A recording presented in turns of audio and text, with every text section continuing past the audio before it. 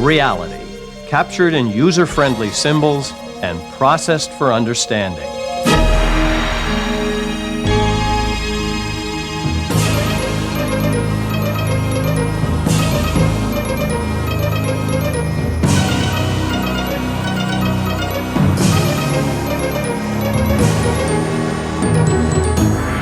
The Idea Channel.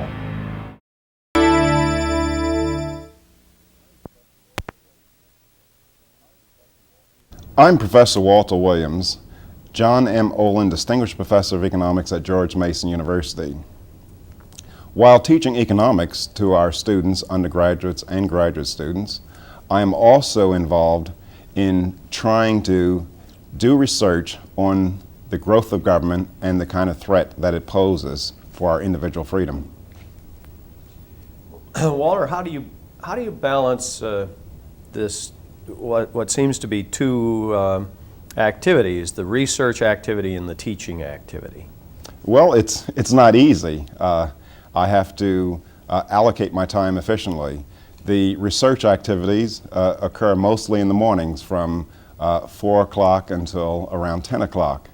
And then I take roughly about an hour or two to write a syndicated column that is published nationally across our country.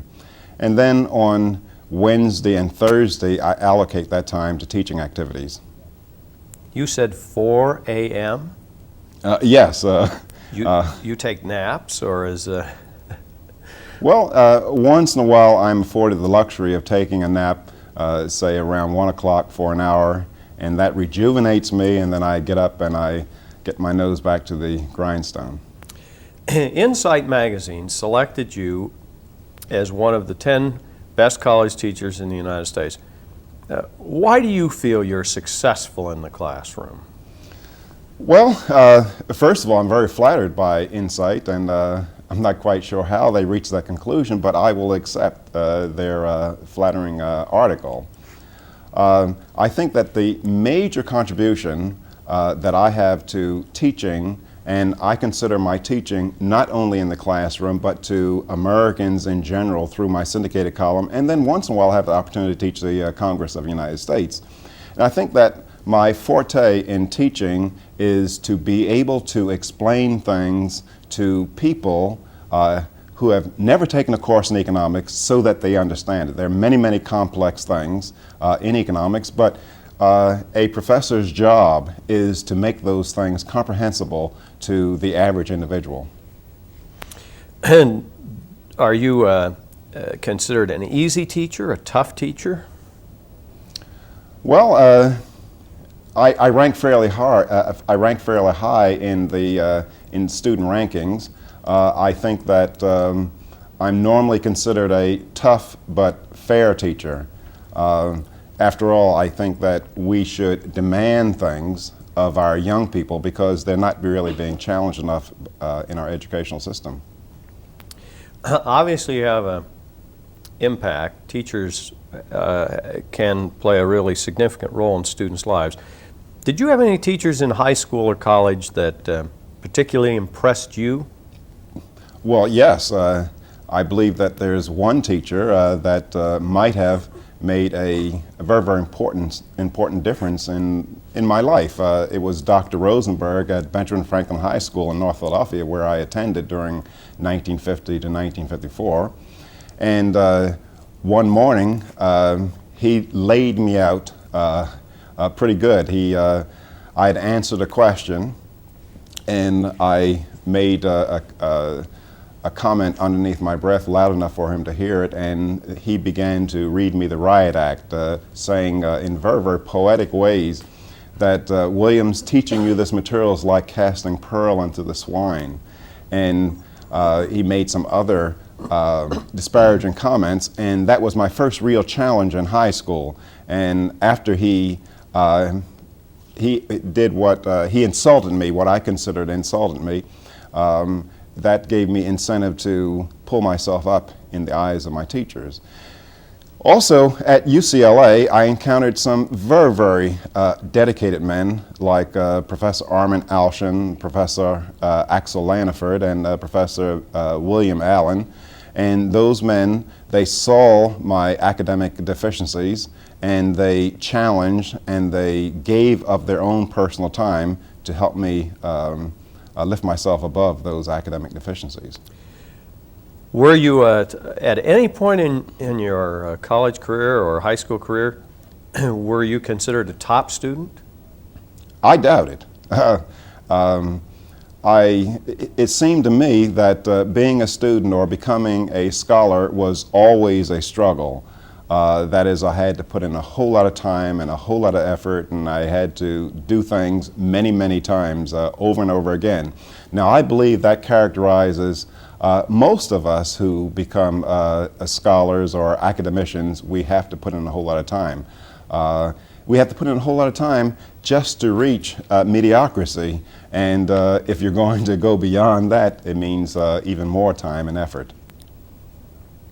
You went from Philadelphia to California, high school to college. What led to that move? Was there any person or incident that took you across the country? Well, I guess the major draw was that I found that I could go to school relatively cheap, cheaply in California as compared to Philadelphia. And then I saw Philadelphia as a losing proposition. I had a lot of aspirations, but they just could not be fulfilled. And so when I got out of the Army in 1961, my wife and I, we managed to save $700, and we just hitched up a U-Haul trailer to my 1951 Mercury, and we drove to California, never looking back, and actually never really anticipating coming back to Philadelphia. And I started school in California. My wife got a job, and I went to school continuously for 10 and a half years. But ultimately, I did come back to Philadelphia, and I took a job at Temple University, and I live in the Philadelphia area now. In between high school and college, did you, in addition to the armed forces, did you have any jobs? Yes, I did. I had many jobs. I worked as a shipper for a textile wholesaler. One job, which is very colorful, I was a taxi cab driver in Philadelphia from 1957 until 1959, and then for 6 months after I left the Army. And being a taxi driver was a fairly good education, as well as a very, very good income earning experience or opportunity. Was there a particular person who persuaded you to study economics? Well, yes, there was, and that person was not alive. It was W.E.B. Du Bois. I was a sociology major during my freshman and sophomore years in college at California State University. And over the summer, I read W.E.B. Du Bois' Black Reconstruction. And somewhere in there, he says that blacks are never going to significantly move up the economic ladder until they learn how to do something with the economic system. And I'm merely paraphrasing what he said, but that caused some thoughts in my mind. And when school opened up that September, I changed my major to economics, which turned out to be quite a struggle because economics is far more demanding than sociology. One had to learn how to engage in deductive logic. One had to learn some statistics and math and straight thinking, which is not necessarily a great demand in sociology. So your approach to economics, based on your personal background and your readings of Du Bois, led you to approach it as something that might be helpful to you as a black and perhaps to understand the dilemma of other blacks. Were you surprised at what you found in economics? Well, it's pretty hard to remember, but surely some surprises were things like I thought that the minimum wage, for example, which I do a lot of research on, I thought that the minimum wage, like many, many other Americans who have not really thought about it, was a really good idea, was a good way to help the poor. And it was a real eye-opener after I took economics that the minimum wage was perhaps one of the most devastating things that you could do to poor or low-skilled workers. And so I thought that increasing government control would be a good thing or a helpful thing to people in general. And it was a shock to me as a young economics student to learn that government is the cause of many of our problems as opposed to being the solution to those problems. So there were indeed shocks. I had to rethink ideas, and in many cases rethinking those ideas were uncomfortable and sometimes unpleasant experience. Well, in the United States today, in 1987, race still influences people's behavior. How do you deal with the problem? Well, I'm not quite sure whether I have a program for dealing with the problem, but I know that while race has been an important detriment to blacks in general historically, I doubt whether it is an important or as important detriment today. I think for all intents and purposes in the United States that blacks do have their constitutional guarantees, and the problems that blacks face today are not really race. That is, the civil rights struggle is over and won in the United States, which doesn't mean that that all the problems have come to an end, but what it does mean is that they're not civil rights problems. Civil rights in the sense of status within the law and within society. That's right. That is absolutely right. And I'm not denying the existence of discrimination, but what I hold and what my colleague Tom Sowell holds is that discrimination just cannot explain all of what we see. It has nowhere the explanatory power that it used to have. What was personally your most upsetting confrontation with racism? Well, I guess it was while I was in the Army. I was drafted and I was sent first to Fort Jackson, South Carolina, and to Fort Stewart, Georgia, and I had considerable difficulties adjusting to the Southern way of life, and I had many fights on base. Maybe many is too strong a word. Maybe about 4 or 5. I had many confrontations with lawyers. I had a special courts martial, which I won, by the way. And eventually, the conflict led to my being sent to Korea as a way of getting rid of me.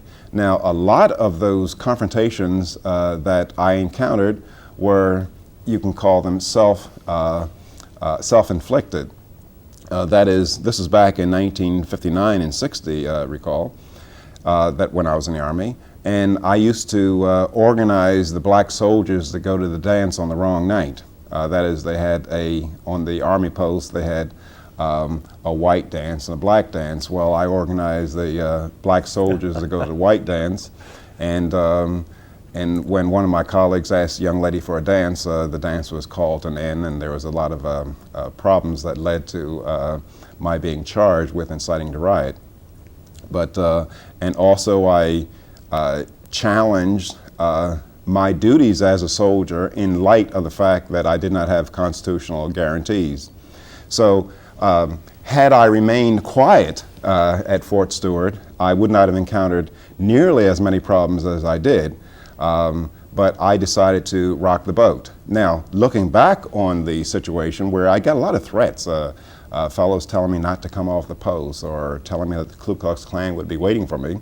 But looking back on the situation, I would have never done it because when you're young, you tend to think that you're invincible. But when you get older, you can recognize that one of those fellows could have taken me to the Okefenokee swamps down there, and I would have never been heard of afterwards. Well, we're pleased that you survived that experience. How does it affect your approach to economics? Well, I don't think that has any particular connection to my approach to economics. I think that what I do as a scientist, and I believe it's all scientists' obligation is to ask questions about what, how, when, and if, those kind of questions, to separate subjective issues away from objective issues. So as an economist, I can ask, well, what is the effect of doing such and such? Without asking whether the result or whether the act is good or bad, just ask what is the effect. And you're very much like a physicist. A physicist would ask, what is the independent influence of gravity on a falling object? He doesn't say whether gravity is good or bad. He just asks, what is the effect? Now that's the job of an economist. You say, well, if government legislates a minimum wage law, what is the effect? Or if government regulates oil prices, what are the effects? And so I believe that the duty of an economist is to supply policymakers with objective findings so that the policymakers can make judgments based on what they might consider what's good or bad. Well, in that context do you think economics is more or less revealing of human behavior than sociology, for example, where you started your education? Yes, I do. I think that the basic laws of supply and demand govern all of our behavior, and I think that knowing something about economics can teach something systemically important about human behavior, namely that we all face constraints imposed on us by scarcity, and that we all seek to maximize those kind of things that we want. Now, just knowing those two things, you can predict a whole lot about human behavior, much more so than a sociologist who tries to get into a person's mind and act as if intentions, commitment, obligations, and those kind of things determine human behavior. Just for example, one can say, well, if the price of something goes down, people will do more of it. If the price of something goes up, people will do less of it. Now, that's a very, very simple principle, but it's very, very powerful in its predictive capability. For example, dealing with crime. That is, we know that criminals also respond to the law of demand. That is, if crime costs are low, then we expect a lot of crime. If crime costs are very high, we expect less crime. Now, so the way an economist would approach crime would be to raise the cost of committing crime, or raise the probability of being convicted if you commit a crime. Now, a sociologist might go the other way. He might want to sit down and tell a person, well, it's not a good idea to rob a bank. Well, he's absolutely wrong from an economic standpoint. That is, if you can get away with robbing a bank, that's a good idea because you have much more money than you get from working. Now, so just the vision of the way an economist approaches problems is entirely different from sociologists, and I think that is a more fruitful approach. You mentioned scarcity. Is scarcity ever eliminated? Oh, no way. Scarcity is never eliminated. That is, there's only a finite amount of everything here on Earth. There's a finite amount of coal, there's a finite amount of land, there's a finite amount of time, et cetera, et cetera.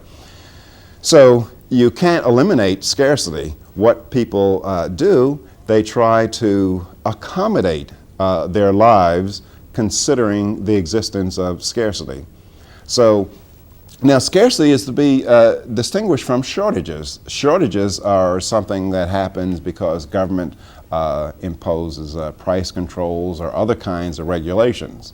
So shortages can be eliminated by raising the price, or surpluses can be eliminated by lowering prices. But you can never get rid of scarcity. Scarcity is that punishment that was imposed upon us when we disgraced ourselves in the Garden of Eden.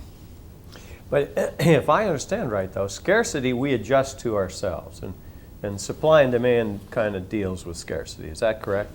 And that is absolutely right.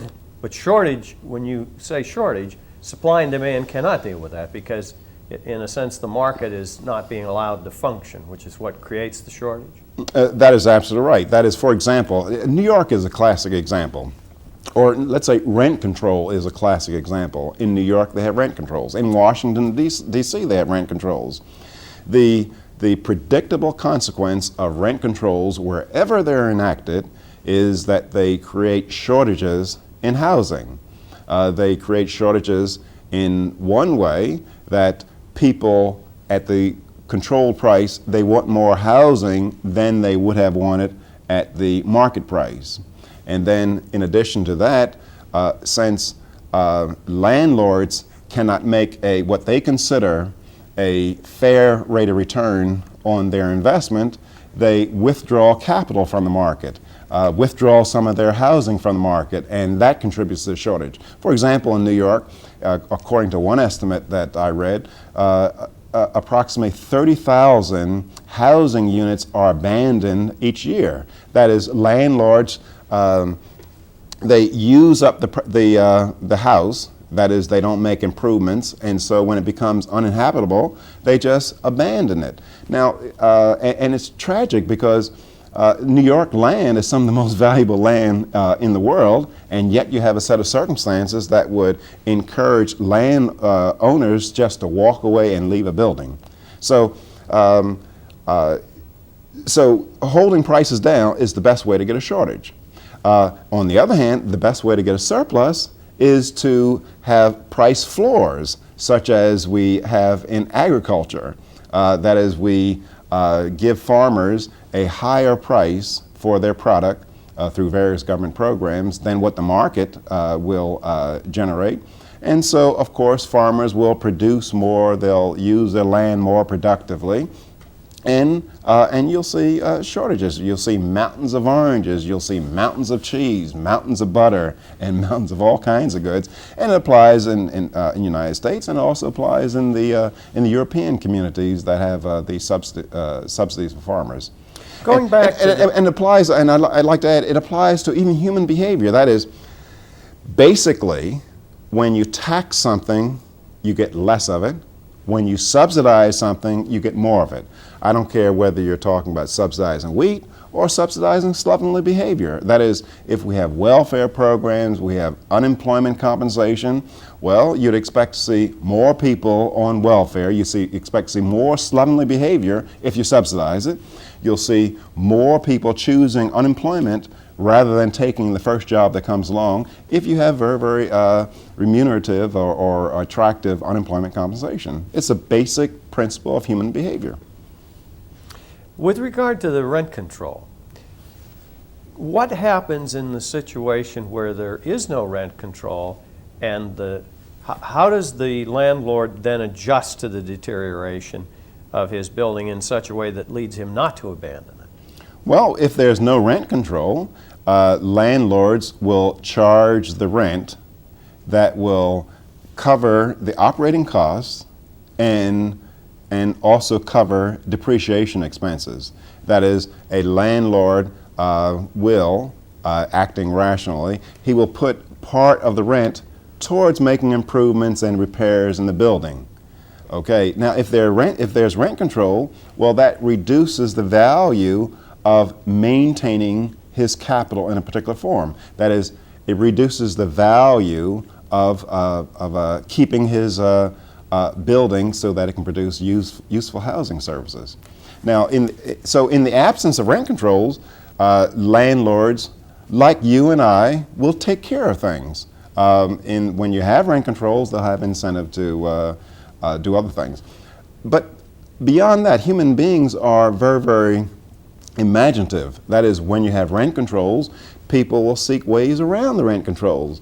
For example, in New York and other places where they have rent controls, renters will voluntarily pay under the table payments to the landlord, or the landlord will charge them extra for services or he'll charge them extra rental prices for furniture if it's a furnished place. So what I'm saying is that human beings always have the incentive to try to maximize what we call utility in economics, which is nothing more than satisfaction.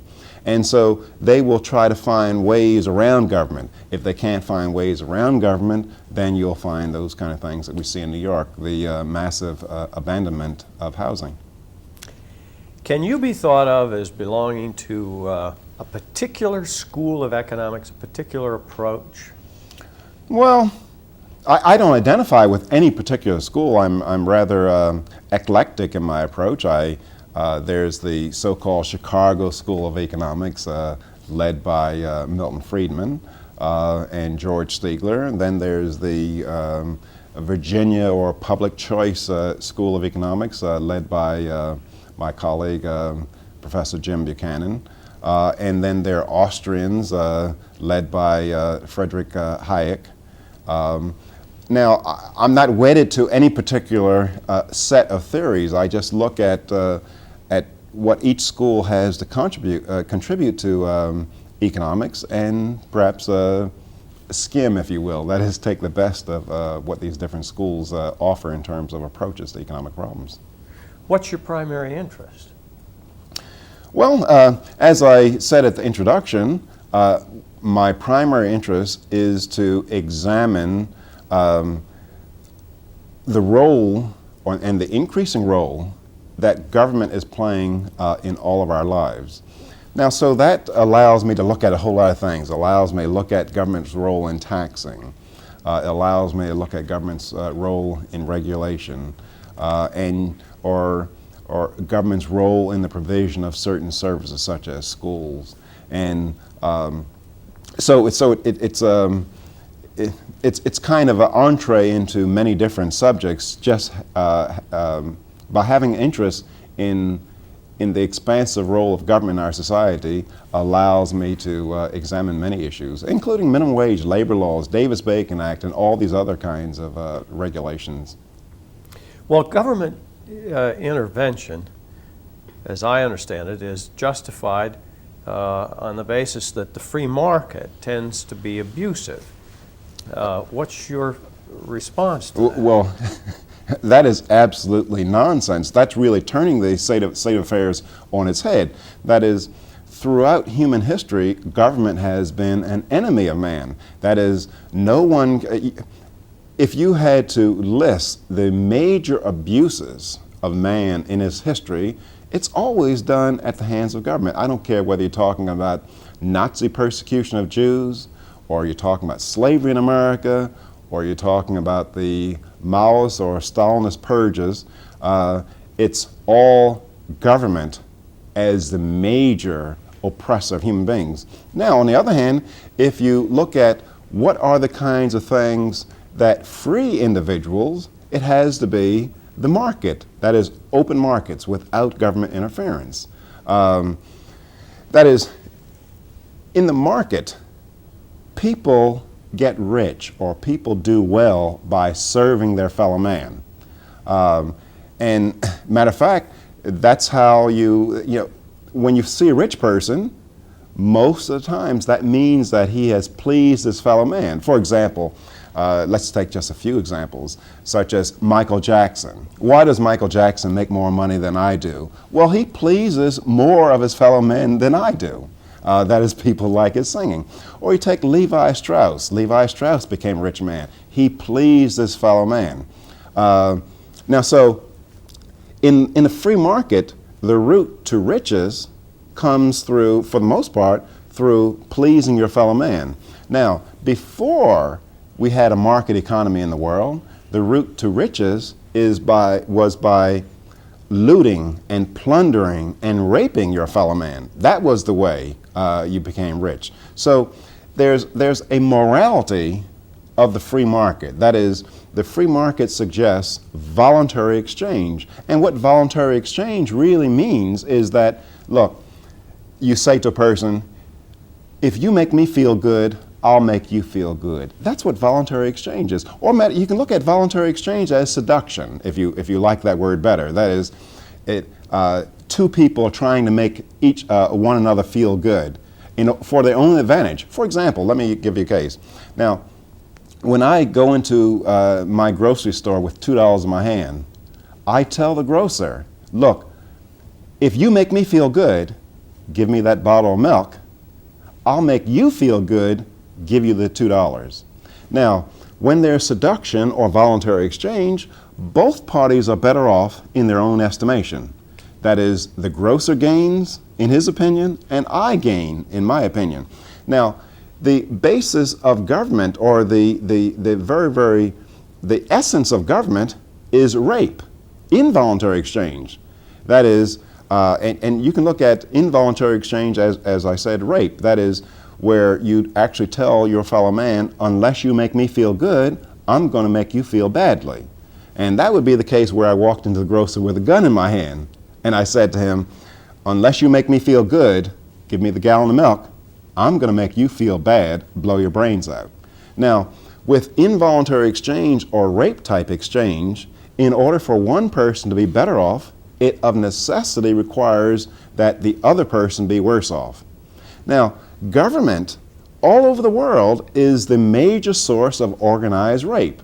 That is, government tells people, unless you make me feel good, or unless you make somebody I work for feel good, we're going to make you feel bad. For example, the government tells you and I that unless we make, through the tax code, the farmers feel good by giving them some of our earnings as crop subsidies, the government's going to make us feel bad, put us in jail because of violation of the tax code. So what I'm saying is that the free market is moral because it promotes voluntary exchange. And in the free market, there's what economists call, or statisticians call, a positive sum game. That is, the agents or the actors are all better off. But the argument is made that as an individual, perhaps with little education, I'm in a bad position to defend myself against the wealth and power of a big corporation, which results from this market exchange. Well, that's utter nonsense. Ask yourself, or we should all ask ourselves, you take a big corporation like Chrysler or Exxon, what kind of control in a free market would Exxon or Chrysler have over you and I? That is, in order for Chrysler to get dollars from me, I have to voluntarily give Chrysler dollars. I have to get out of my chair, I have to go down to the showroom and voluntarily give the man $10,000 for his car. I can give it to him or I can not give it to them. Now, that voluntariness does not explain our relationship with government. That is, government can get dollars from us whether we choose to give it to them or not. They can just send agents and just confiscate our money. Now, in other words, Chrysler can charge whatever price they want for their car, or Exxon can charge whatever price they want. But I decide how much gasoline or how many Chryslers I'm going to buy at that price. So what is the meaning when you say that Chrysler, some big corporation, has power over me? It doesn't have any power at all. But I might add that Chrysler can get my dollars whether I want to give it to them or not, but first they have to go to Washington. For example, Lee Iacocca, he could have stopped by my house and he could say, William, back when Chrysler was having problems, when they needed the bailout. Or farmers who are having problems right now. Farmers or Lee Iacocca, they could stop by my house and they could say, Williams, I'm having trouble. Can you lend me a dime? Now, Lee Iacocca or the farmers, if they came to my house, I would probably tell them to go play in the traffic. Now they know that. So what they do, they get on the train or on planes and they go talk to their congressman. They say, Senator so-and-so, I need some money. If I go to Williams and ask him to voluntarily help me out, he's going to tell me to go play in the traffic. So could you use your agents to confiscate Williams's money? So what I'm saying with that little scenario there, that is, businesses can have power over us, but they must acquire that power through the political process. They must go to Washington and use the power of government to rape us, if you will. Well, let me develop a different scenario. You come to my door, and I'm white, you're black, and you say, sir, I want to buy your house. And I say to you, look, I won't sell my house to anyone who's black. Now, isn't that a negative outcome of a market? No, I don't believe so. I don't believe that is, I mean, I could walk up to some white girl walking along the street and I say, well, look, lady, I want to marry you and you ought to give me equal opportunity. She said, well, look, I don't marry blacks. Or a white lady could come up to me and say, and ask me to marry her. I can say, look, I don't marry white ladies. Now, so what you're really talking about is freedom of choice. That is, I believe that you have the right to sell your house to whomever you please. I have the right to sell my house to whomever you please. Now, I don't believe you have the right to use the coercive powers of government to force your neighbor through law or through intimidation to sell his house to who you think he should sell his house to. Now, just looking at housing discrimination, for example, I think it's a very interesting example of the market. In the United States, there's been discrimination against blacks, but a lot of times you saw restrictive covenant laws, or you saw other kinds of intimidation, other intimidation against blacks from buying houses in certain areas, violent intimidation. Now, ask yourself, if white people would not sell their houses to blacks, why would you need a law?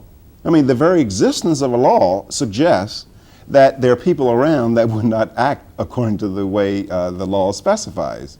So there's a real question of whether you, Bob Chittister, would sell the house, would refuse to sell the house to me. Economic theory says that there exists a price whereby you will sell the house to me.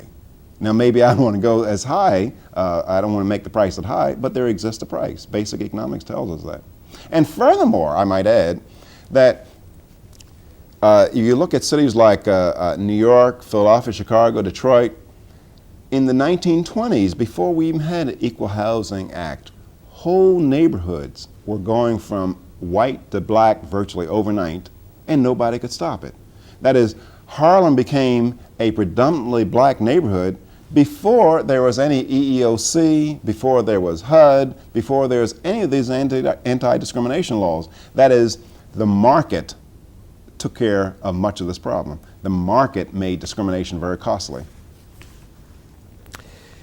What limits, if any, would you set on the exercise of these private property rights, if you would?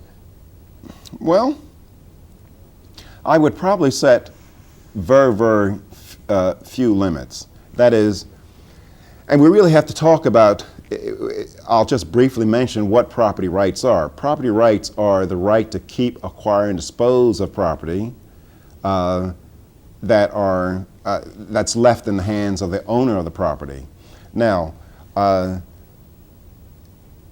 part of my property right, let's say if I own a house, means that you cannot run your car through my house because I own the house. Even though you own the car, it means that you cannot infringe upon my property rights. So what I'm saying is that as long as individuals do not infringe upon the property rights of others, I would say they have the right to use their property any way they want to. Well, why is private property so important? Well, private property is very, very, very important because it forces all of us to take into account our private or our current decisions on the future values of things. For example, I think that it is a good idea that houses be available for future generations. Let's say the kid that's going to be born in 2050 or 2075. It's probably a good idea that houses be around for him to live in. Now, the fact that I privately own my property forces me to take into account the effect of my current decisions on the life of my house. Now, the way that it forces me to do that is that if I don't make the necessary repairs to maintain my house, well, my house is going to deteriorate, and the selling price that I can get for my house is going to be very, very low. But if I take care of my house to ensure that it will provide housing services for many, many years, well, then the selling price of my house is going to be very, very high. Now, so through private property rights and the right to transfer without interference, it holds our personal wealth, as my colleague Armin Alshan says quite frequently. It holds our personal wealth hostage to our doing the right thing. Now, ask yourself, well, would people have the same kind of incentives to maintain their property or maintain a piece of property if the government owned the property? Or would they have the same kind of incentives to maintain property if there were a 75% tax on the property when you went to sell it? No, they wouldn't. And so what I'm saying in a nutshell is that private property forces people to do socially responsible things. And matter of fact, some of our greatest problems are in areas where things aren't held privately. That is, we hear all kinds of statements. People are worried about the extinction of the elephant. They're worried about the extinction of the whale. They have clubs, Ducks Unlimited, worrying about certain kinds of ducks. Now I haven't heard a single person form a group worrying about the extinction of pigs and sheep and chickens and cows. Now, why not? Well, in the case of eagles and buffaloes, it is in no individual's personal private interest to spend a lot of resources making sure that buffaloes and eagles are well cared for. But however, it is in somebody's personal private interest to make sure that chickens and cows or sheep are taken care of properly or used wisely. So even in that area, we find that private property plays a great role. If you look around, ask yourselves, if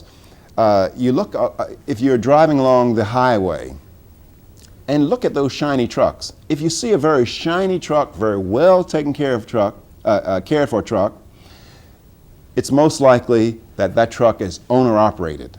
And you see an old raggedy truck, it's one that where the driver is just an employer of the company. If you look at who takes care of a house, if you ask the question, who takes care of a house better, a renter or owner? Well, clearly, an owner has a vested stake in taking care of the property. A renter has a reduced set of incentives for taking care of the property. So private property plays a very, very important role in conserving on the scarce resources of our society. But an issue that has always confused and troubled us is that you and I and 6 other people have our houses on this street. We own them. We're struggling to keep them in good condition because we want to get a good return when we sell them. And Joe across the street suddenly falls on hard times or whatever, and the first thing we know, we have a real eyesore in our neighborhood. Well, how do we deal with that in the marketplace? Do we all have to get together and buy it? Gee, we can't afford that. Sure, that's one alternative, is to buy the house. But and clearly that's a very, very realistic alternative. But what we see in neighborhoods all around the country is that that institutions are formed to get people to what economists call their $2 words, to internalize externalities.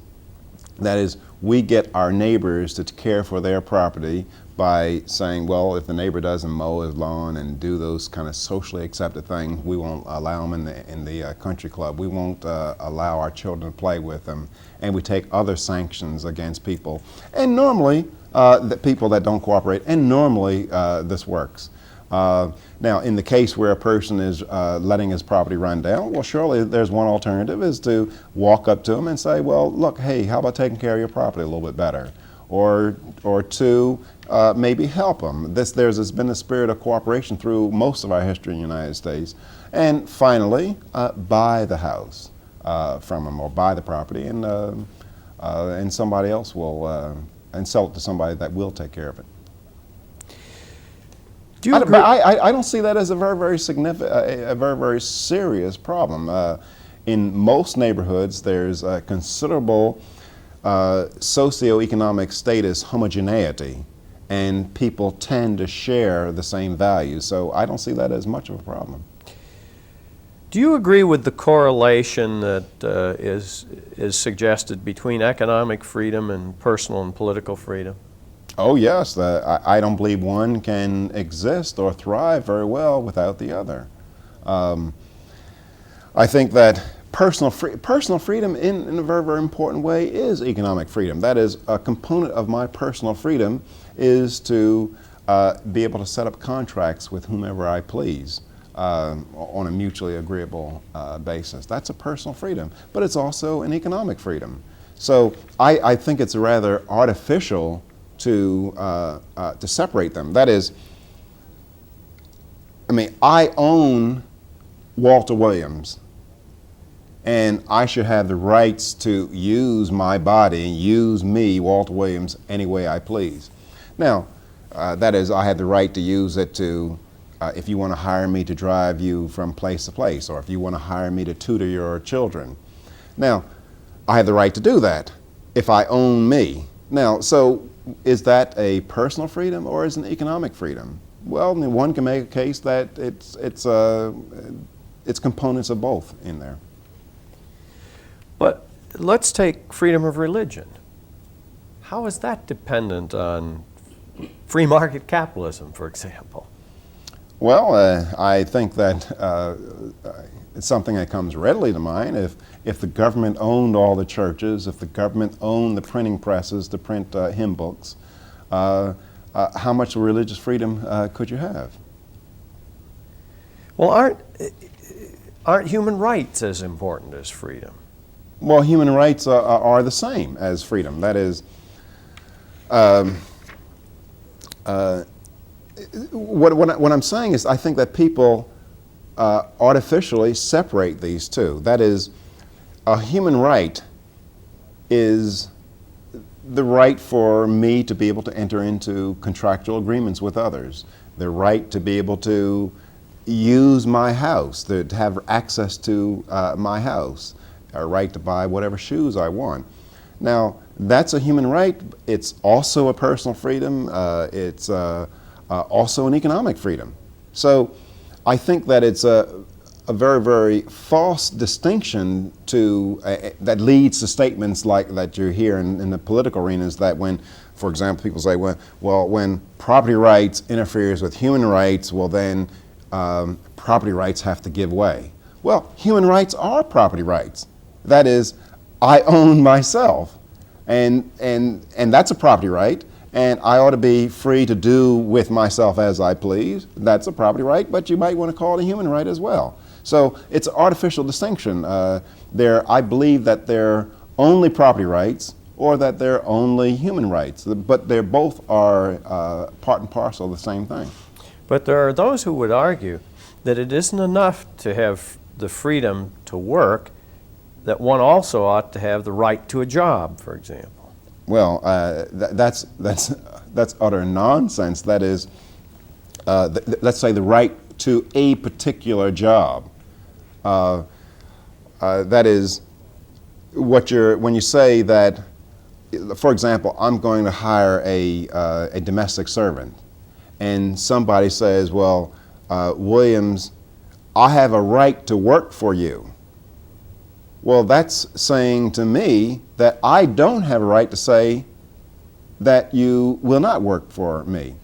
Now, so I think what you have to carefully distinguish, you have to, or you have to carefully acknowledge is that when we talk about rights, we're talking about those things held simultaneously by all people.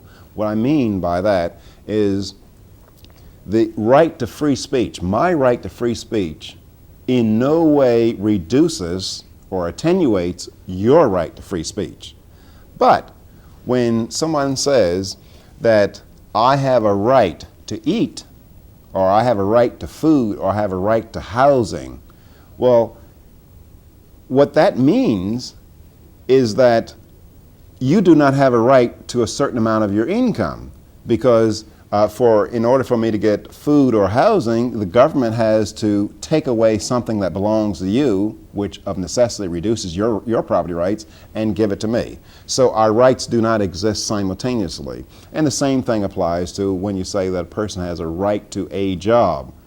I think what you need to say is that a person has a right to enter into contracts with other individuals at mutually advantageous or mutually agreeable terms. They do not have a right to a particular job.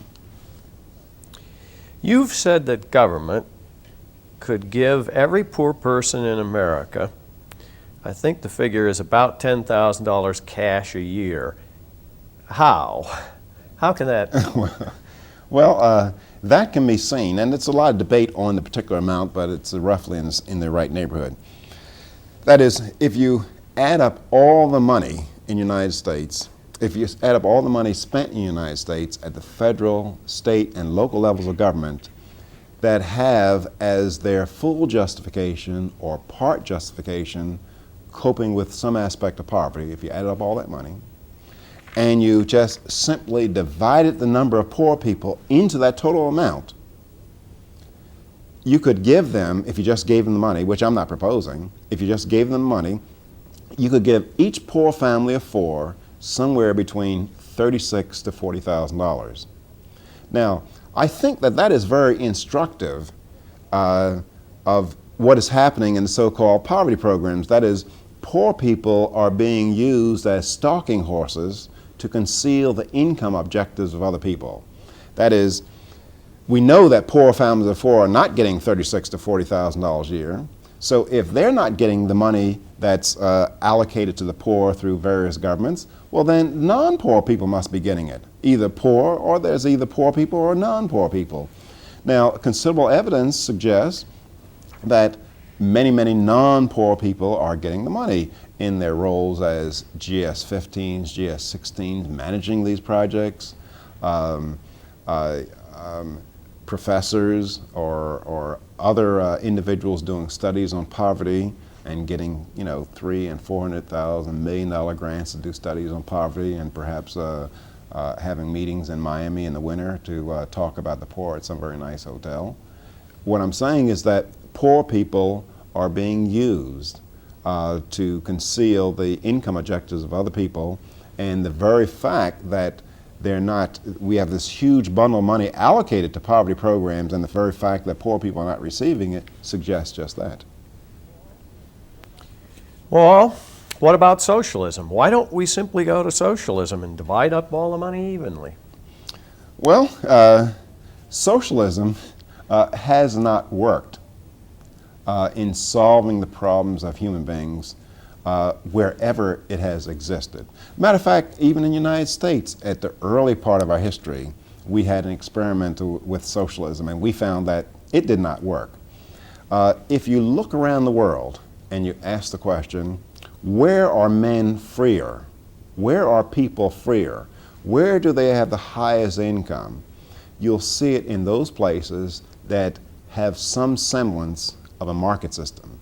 You will see the greatest human oppression in the world under those governments that call themselves communists, or very, very socialistic governments. I'm talking about Russia, China, most of the continent of Africa. And Africa is a very, very instructive place. That is, during colonial periods, a lot of Africa could be characterized as more market-oriented than government intervention, which is the necessary consequence of socialism or communism. Now, after independence, the governments of Africa bought the siren song of socialism and communism, and we've seen after that time that the countries have become poorer and poorer. A classic example is Ghana. Ghana was the richest country in Africa at independence. Now Ghana is one of the poorest countries on the continent of Africa.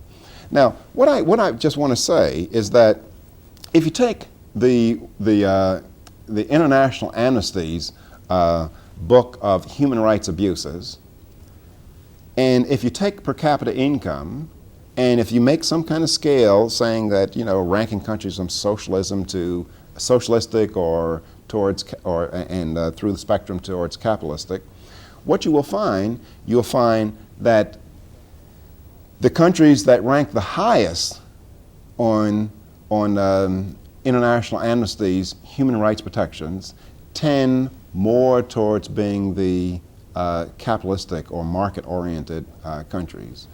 Also, you'll find that the countries that rank the highest in terms of human rights protections, they are also those countries where per capita income are the highest. On the other hand, the poorest countries in the world have the poorest records of human rights abuses, human rights protection. They have the lowest income, and they tend to be the most socialistic. It's no coincidence. I mean, you compare Hong Kong with mainland China, East Germany with West Germany, you compare Canada, you compare South Korea with North Korea, Taiwan with China, and there's example after example all over the world of the failure of socialism to deliver on its promises. You've spent a good deal of time in the School of Hard Knocks, obviously, as well as in intellectual pursuits. Do you, at this point, come to the conclusion that maybe Americans are getting too soft to compete in a competitive marketplace? Well, it's a mixed story whether Americans are getting too soft. I think that Americans are the most ingenious, robust, imaginative people on the face of this earth. But I think at the same time, many Americans have bought this siren song that government can take care of things. But the tide is changing. That is, more and more Americans are recognizing that government, far from being the solution to problems, is indeed the cause of problems. Now, so what I'm saying is that what Americans need right now are the same kind of things that they had when we were developing into the world's greatest power, both militarily and economically. That is, we had considerable amounts of economic freedom, and our government played a very, very small role in our lives. And anybody who's interested can look at the role the federal government played in our lives. That is, the federal government spending as a percentage of the GNP never exceeded 4% of the GNP except during war times. Now federal government spending is roughly 30% of the GNP, suggesting this greater and greater role that government is playing in our lives. I think Americans can outcompete anybody in the world. You can look at it in terms of our productive output, and you can look at it in terms of our intellectual output. That is, Americans pick up the Nobel Prizes, almost all of the Nobel Prizes, and they've been doing so since roughly 1940. So freedom, the kind of freedom that we have in America, not only means that we can grow as a rich country in terms of material goods, it also says that we can grow intellectually, because competition in the marketplace produces superior products, just as competition, competition in the marketplace of ideas, that's what I meant to say, produces superior ideas, just as competition in the marketplace for goods and services produces superior goods and services.